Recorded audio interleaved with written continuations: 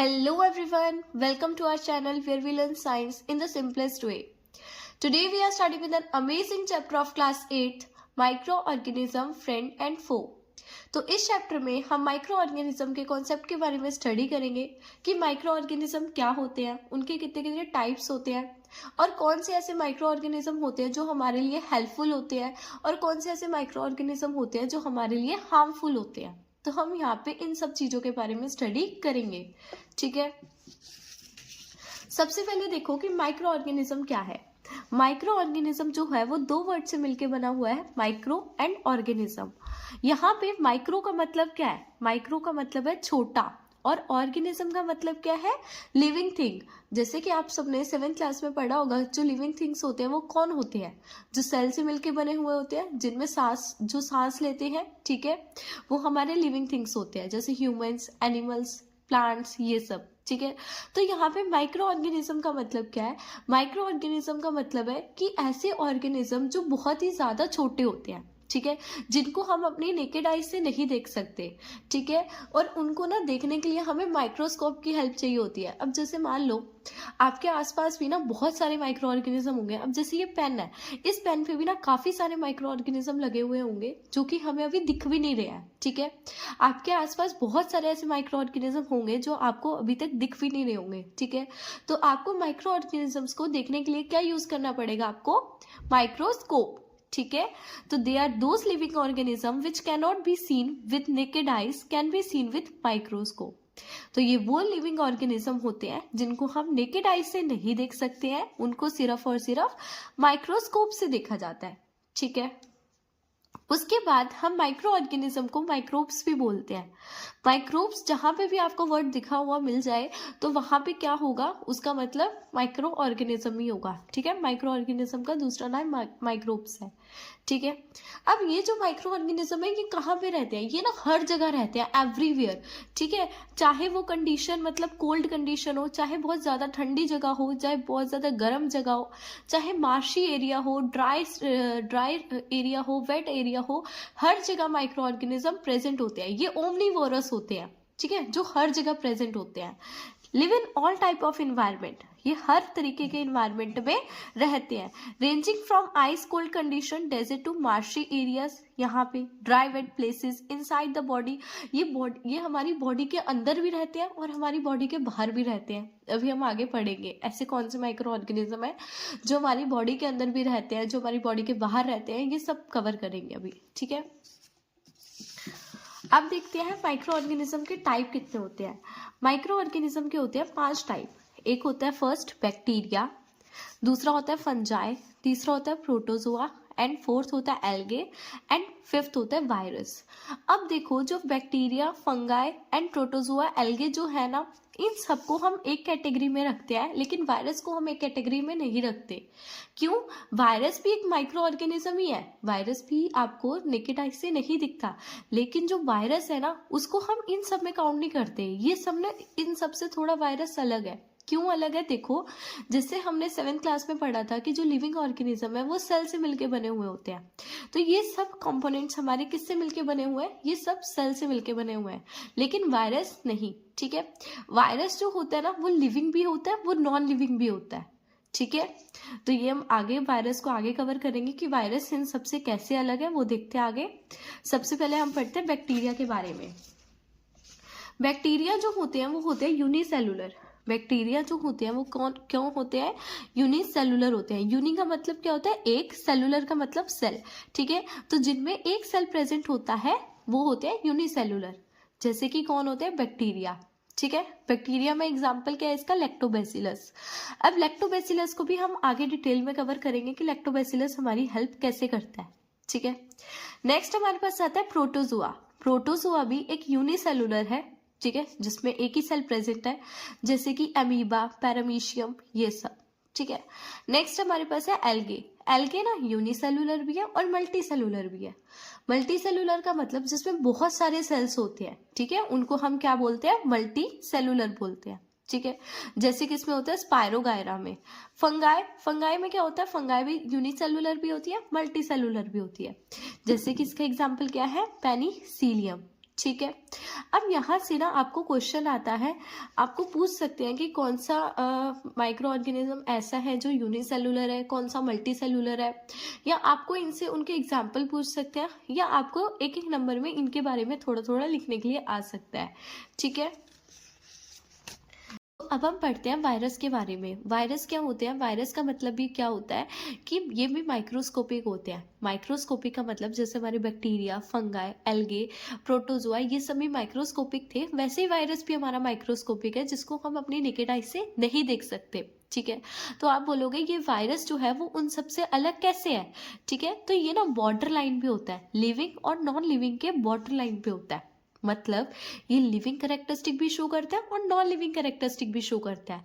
Living characteristic ये कैसे show करेगा? तो देखो, जैसे मान लो वायरस जो है वो किसी की भी बॉडी के अंदर चला गया, तो वायरस वहां पे जाके एक्टिव हो जाएगा।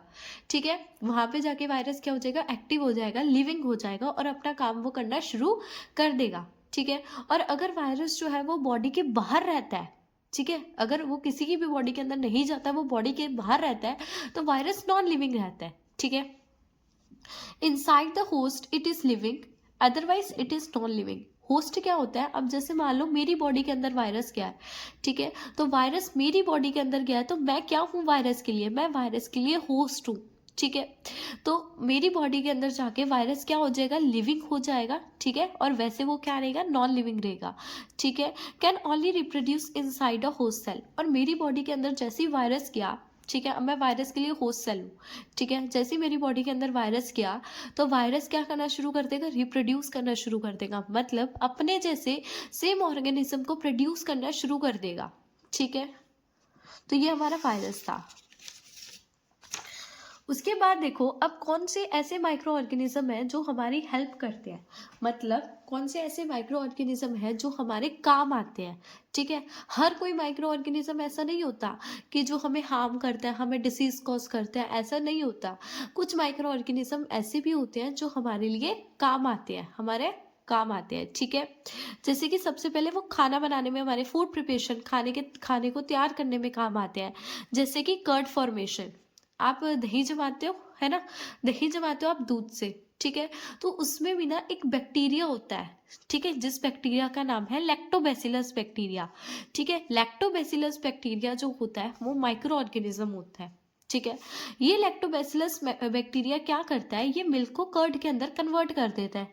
कैसे कन्वर्ट करता है वो देखते हैं।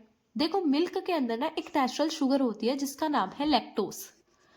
मिल्क के अंदर एक नेचुरल शुगर पाई जाती है जिसका नाम है लैक्टोज। ठीक है, अब आप दही जमाने के लिए आप क्या करते हो? दूध में थोड़ा सा दही डालते हो, है ना, दूध में आप थोड़ा सा, बिल्कुल थोड़ा सा दही डालते हो, जिससे क्या हो जाए? दही जम जाता है ना।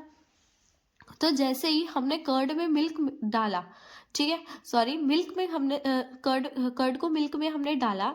ठीक है, अब कर्ड में थे हमारे लैक्टोबैसिलस। लैक्टोबैसिलस क्या करेंगे? इस मिल्क के अंदर जो शुगर थी ना, लैक्टोज शुगर, उसको खा जाएंगे। लैक्टोबैसिलस बैक्टीरिया क्या करेंगे? इस मिल्क के अंदर जो शुगर थी, लैक्टोज शुगर, उसको खाएंगे। ठीक है, और खा के क्या प्रोड्यूस करेंगे? वहां पे वो लैक्टिक एसिड प्रोड्यूस करेंगे। अब एसिड है तो ऑब्वियसली बात है ये मिल्क को क्या बना देगी? एसिडिक बना देगी। ठीक है, और जैसे ही ये मिल्क को एसिडिक बना देगी, तो मिल्क के ना सारे के सारे जो प्रोटीन्स होंगे वो एक्यूमुलेट हो जाएंगे, वो इकट्ठा हो जाएंगे और एक क्लम्प बना देंगे। ठीक है, जिसको हम क्या बोलते हैं? कर्ड बोलते हैं। तो ऐसे हमारी कर्ड की फॉर्मेशन होती है मिल्क से। ठीक है, with the help of micro organism. Next देखते हैं हम ब्रेड एंड केक मेकिंग। अब जो हम ब्रेड एंड केक बनाते हैं ना, उसमें भी हमारे माइक्रो ऑर्गेनिज्म का यूज आता है। कैसे? जैसे देखो, जो शुगर होती है, ठीक है, शुगर को ईस्ट क्या करता है? ईस्ट हमारा क्या होता है? एक फंगाई होता है। ठीक है, ईस्ट हमारा एक फंगाई होता है। ये क्या करता है? ये शुगर को अल्कोहल, कार्बन डाइऑक्साइड और एनर्जी में कन्वर्ट कर देगा। ईस्ट ना एनएरोबिक रेस्पिरेशन करता है, मतलब इसको ना ग्रो होने के लिए कोई भी एयर की ज़रूरत नहीं होती। तो ये क्या करता है? बिना एयर के ग्रो हो जाता है और शुगर को एनर्जी में कन्वर्ट करता है। ठीक है, और ये एनर्जी के साथ साथ उसको कार्बन डाइऑक्साइड में भी कन्वर्ट करेगा, अल्कोहल में भी। ठीक है, तो ईस्ट जो है वो ब्रेड एंड केक के प्रोसेस में क्या हेल्प करती है, वो देखो सेम ये जो इक्वेशन है ना, वही इक्वेशन को आप डायरेक्ट यहाँ पे उतार सकते हो। कैसे, देखो, yeast produces CO2 during respiration that help dough. ठीक है, ईस्ट क्या करती है, CO2 को प्रोड्यूस करती है रेस्पिरेशन के दौरान। ठीक है, जो क्या करता है, डो को बनने में हेल्प करता है। जैसे मान लो आपका ब्रेड का डो है, ठीक है, आपने ब्रेड का डो तैयार कर लिया, उसमें आपने ईस्ट डाल दी। अब आप उसको कुछ देर बाद ऑब्जर्व करोगे तो वो जो डो है ना, वो आपको फूला फूला पोरस सा मिलेगा। ठीक है, वो डो आपको फूला फूला पोरस सा मिलेगा। तो आप देखोगे वो डो जो है वो फूल कैसे गया, उसकी वॉल्यूम इंक्रीज कैसे हो गई, क्योंकि वहां पे ईस्ट ने एनारोबिक रेस्पिरेशन जब करी, वहां पे उसने कार्बन डाइऑक्साइड गैस भी तो रिलीज करी। ठीक है, तो इस कार्बन डाइऑक्साइड की वजह से वो जो ब्रेड का डो है वो क्या हो गया, पोरस हो गया, और उसकी वॉल्यूम क्या थी, इंक्रीज हो गई। ठीक है, उसके बाद हम देखते हैं कमर्शियल यूज। कमर्शियल यूज का मतलब होता है बहुत बड़ा यूज। ठीक है, कमर्शियल यूज का मतलब होता है जो बहुत बड़े उस पर यूज करते हैं। ठीक है, yeast is use to produce alcohol and wine on a large scale through fermentation. Yeast को ना हम अल्कोहल, वाइन्स वगैरह होती है ना, अल्कोहल वाइन वगैरह, इन सबको भी बनाने में यूज करते हैं, लेकिन लार्ज स्केल पे।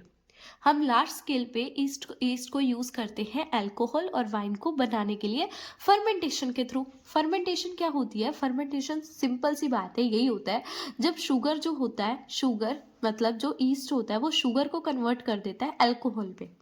जब ईस्ट शुगर को अल्कोहल में कन्वर्ट कर देता है तो उसी के प्रोसेस को हम फर्मेंटेशन बोलते हैं। ये डेफिनेशन आपके एग्जाम में आ सकती है एक बात में।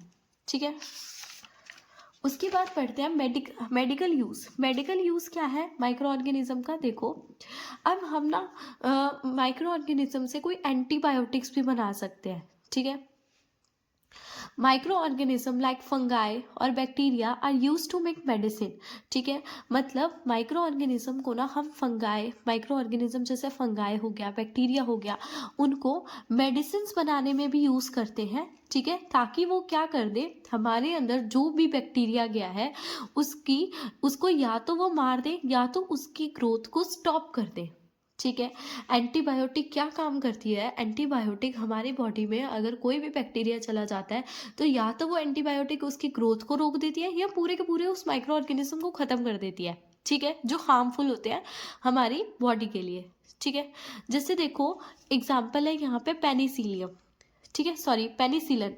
पेनिसिलिन हमारी फर्स्ट एंटीबायोटिक थी जो डिस्कवर करी थी अलेक्जेंडर फ्लेमिंग ने। ठीक है, इन्होंने अब डिस्कवर कैसे करा था, ये ना रैंडमली डिस्कवर हो गई थी। मतलब ये डिस्कवर तो अलेक्जेंडर फ्लेमिंग कुछ और कर रहे थे, बट इन्होंने पेनिसिलिन डिस्कवर कर दी अपने एक्सपेरिमेंट के दौरान। ठीक है, इन्होंने क्या करा था, इन्होंने एक डिश ली थी। ठीक है, इन्होंने एक डिश प्लेट ली थी, इन्होंने वहां पे क्या करा, एक डिश में ना ग्रीन ग्रीन सा कुछ एक फंगाई लगी हुई थी जिसका नाम था पेनिसिलियम। ठीक है, जिसका नाम था पेनिसिलियम, और बाकी सारी डिश ऐसी की ऐसी पड़ी हुई थी जिसमें बहुत सारे थोड़े बहुत बैक्टीरिया वगैरह थे ऐसे लगे हुए। ठीक है, अब ये क्या करे, इन्होंने ना ये थोड़ी देर के लिए चले गए और इन्होंने जब थोड़ी देर बाद आए तो इन्होंने देखा कि सारे दोनों डिश प्लेट पे क्या हुआ, बैक्टीरिया जो है और ग्रो हो गए, लेकिन जिसमें पेनिसिलियम फंगाई थी, मतलब जिसमें वो फंगाई थी ना पेनिसिलियम, उसमें कोई भी बैक्टीरिया ग्रो नहीं हुआ। तो ये चीज उन्होंने ऑब्जर्व करी, वहीं से उन्होंने ये एंटीबायोटिक को डिस्कवर करा। ठीक है, उसके बाद आते हैं वैक्सीन्स पे। वैक्सीन्स क्या होती हैं, देखो वैक्सीन्स का मतलब होता है, जैसे आप वैक्सीन्स का मतलब जानते हो, जो हमारे छोटे होते टाइम भी लगती थी। ठीक है, जब हम 5 साल के थे, जब 10 साल के होते हैं, 15 साल के होते हैं, तब हमें वैक्सीन्स लगती है। अब ये जो वैक्सीन्स होती है ये क्यों लगती है, वैक्सीन्स हमें इसीलिए लगती है ताकि हमारी बॉडी को ना प्रिपेयर करा जाता है। ठीक है, हमारी बॉडी को प्रिपेयर करा जाता है कि वो आगे किसी भी डिसीज से लड़ सके। ठीक है, वैक्सीन्स आर वीकेंड और dead microbes injected into the body. Vaccines का मतलब क्या होता है, आपकी बॉडी में ना डेड माइक्रोब्स या वीक माइक्रोब्स को इंजेक्ट करा जाता है। ठीक है, ताकि आपकी बॉडी के अंदर क्या डेवलप हो, इम्यूनिटी डेवलप हो उस पर्टिकुलर माइक्रोब के खिलाफ। ठीक है, जैसे मान लो कोई भी बैक्टीरिया का मतलब कोई भी माइक्रोब की आपको डेड वाली उसको इंजेक्ट कर दिया वैक्सीन को, तो आपकी बॉडी के अंदर क्या होगा, जैसे ही वो वैक्सीन अंदर जाएगी तो आपकी बॉडी की जो इम्यूनिटी होगी, इम्यूनिटी का मतलब जो एंटीबॉडीज बनाती है वो, ठीक है, तो आपकी बॉडीज की जो एंटीबॉडी होगी वो इस माइक्रोब के खिलाफ क्या बनाएगी, एंटीबॉडीज बनाएगी। क्या बनाएगी, एंटीबॉडीज बनाएगी, जिससे आपकी बॉडी क्या होगी, जिससे आपकी बॉडी उस बैक्टीरिया के खिलाफ लड़ेगी, ठीक है। तो सेकेंड टाइम जब यही वाला माइक्रोब आपकी बॉडी में आएगा ना, तब आपकी बॉडी जान जाएगी उसे डील कैसे करना है, ठीक है। अब जैसे छोटे बच्चे हैं, छोटे बच्चों की जो इम्यूनिटी होती है वो काफ़ी ज़्यादा वीक होती है, इसीलिए उनको वैक्सीन दी जाती है, ठीक है। उनकी बॉडी के अंदर वीक और डेड माइक्रोब को इंजेक्ट करा जाता है, ठीक है, ताकि उनकी जो बॉडी है, उनकी जो इम्यूनिटी है वो एंटीबॉडीज़ को प्रोड्यूस करे, और जब सेकेंड टाइम वैसा ही माइक्रोब आपकी बॉडी में आएगा तो वो उसके खिलाफ अच्छे से लड़ सके, ठीक है।